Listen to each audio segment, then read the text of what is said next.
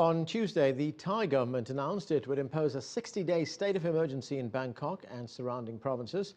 The decree gives the government wide-ranging powers to deal with the chaos that has followed 2 months of anti-government protests and a wave of violence that hit the Thai capital after demonstrators called for a shutdown more than a week ago.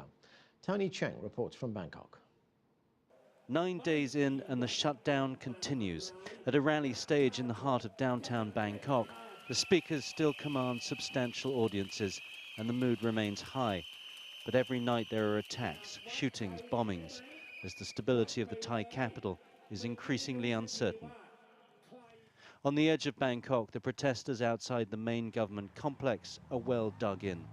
Guards direct traffic away from the site. Anyone wanting to come in is questioned and searched.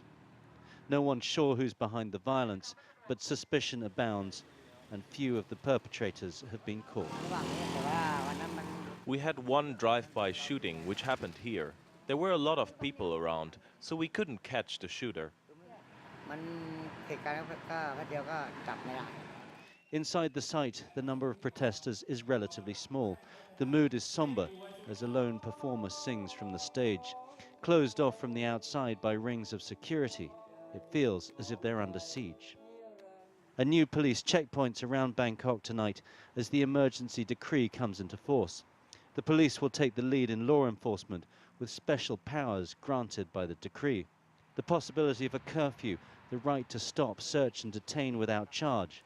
This could be the start of the government pushback and an attempt to ensure the elections go ahead. And the army now working in tandem with the police to keep the peace. They've tried to remain impartial, although many fear another military coup if further chaos spills over. But these soldiers told us they were still unsure what their commanders would do under the emergency laws. I haven't had any instructions yet.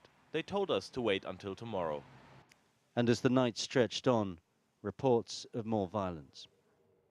Well, it's now 2 a.m. and we're down at the Government House protest site where there were reports of sporadic gunfire about an hour ago.